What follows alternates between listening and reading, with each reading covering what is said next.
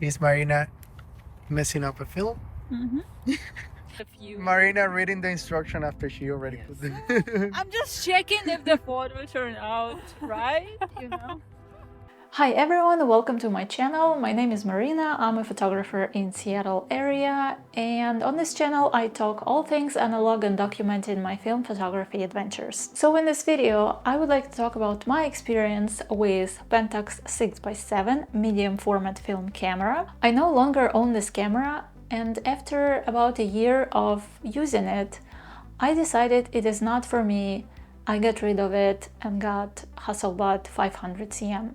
Here I'm talking about original 6x7 non-MLU Pentax. There are a couple other newer versions of this camera, which is 6.7 MLU and 6.7 version 2. So yeah, I'm talking about the original one.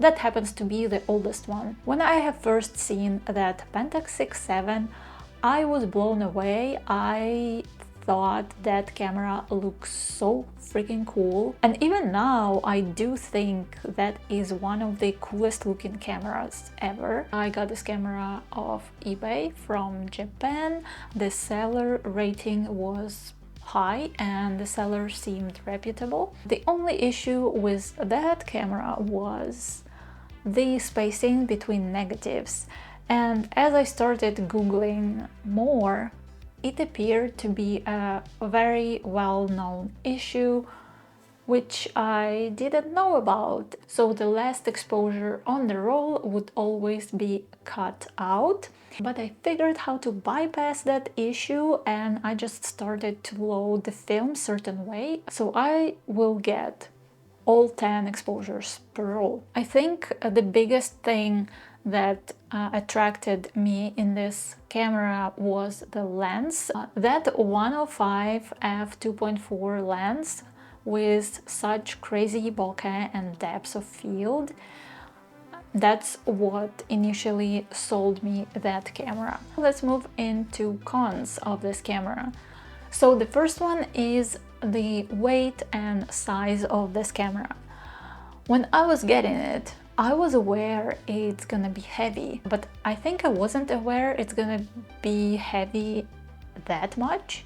It does not really work with my run and gun type of shooting style. I consider myself quite athletic person, but carrying around that 6x7 camera was a huge workout.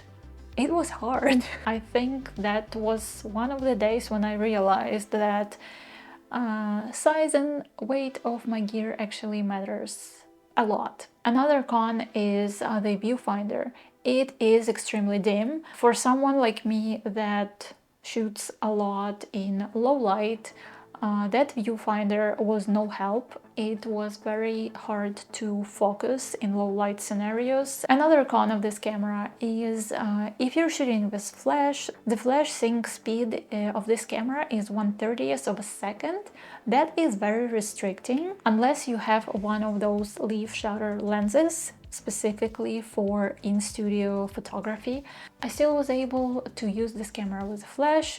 I did experiment a lot with some creative techniques like longer exposures or mixing daylight with flash. By the way, I have a video where I shoot these self-portraits on Pentax 6.7 where I mixed flash with daylight. I also found that a lot of times this camera does not work properly with newer strobes. When you press shutter button, the flash does not go off every time and you end up with a wasting in exposure. It can get expensive because you only have 10 exposures per roll. Again, this is what I personally noticed when working with this camera and modern flashes. My overall experience with using this camera, apart from it being way too heavy and bulky to carry around, it's just like any other 35mm SLR camera. It is pretty intuitive. The film loading process, it's a little bit tricky at first, but with a little bit of practice it is fine and you just get used to it. So this was my experience with Pentax 6x7. Initially, what I thought will be a dream camera turned into a struggle bus. I guess when it comes to film photography, the biggest problems of finding reviews for medium format cameras is 99% of the reviews of the most popular cameras, they will be positive, and a lot of times people don't talk about certain things. Maybe they don't matter to them, or they just don't matter for their photography style. Do I think that Pentax 6x7 is a piece of garbage? Unfortunately for me, yes. I mean, I gave it a year. I have managed to get great results with that. Let me know in the comments if you ever worked with Pentax 6.7, which version and what kind of photography do you do with this. As for me, I cannot justify the price on 6.7 II, so I'm gonna stick to my Hasselblad. Thanks for watching this video and see you in another one.